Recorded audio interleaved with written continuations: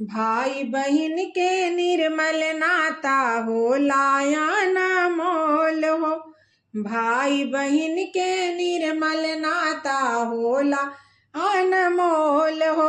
यह दुनिया में भैया एकर नइखे कौनो मोल हो। यह दुनिया में भैया एकर नइखे कौनो मोल हो। बहिन के कहबो ना भुलैहा हो, बंधवावे राखी आई हा। बहिन के कहबो ना भुलैहा हो, बंधवावे राखी आई हा। भाई के फर्ज निभाइहा हो, बंधवावे राखी आई हा। भाई के फर्ज निभाइहा हो, बंधवावे राखी आई हा।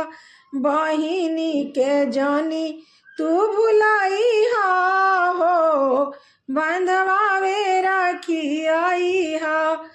बहिनी के जानी तू भुलाइहा हो, बंधवावे राखी आई हा।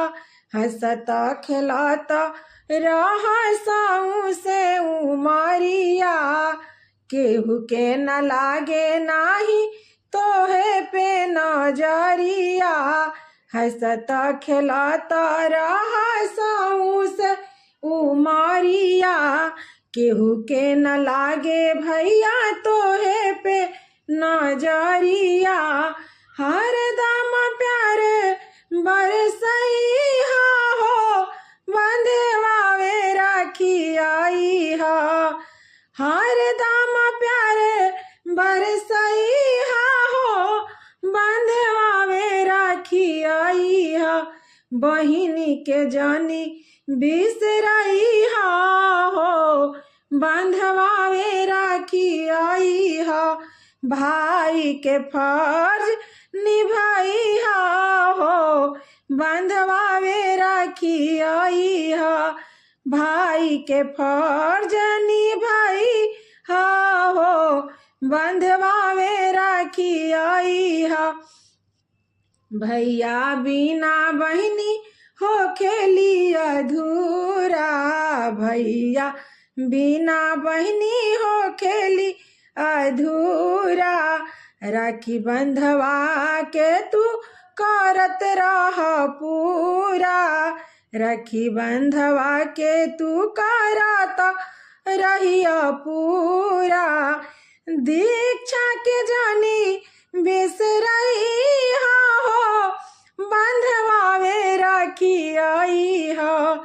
लक्ष्मी के जानी बिसरइहा हो, बंधवावे राखी आई हा। भैया के फर्ज निभाइहा हो, बंधवावे राखी आई हा। हरदम प्यार बरसइहा हो, बंधवावे राखी आई हा।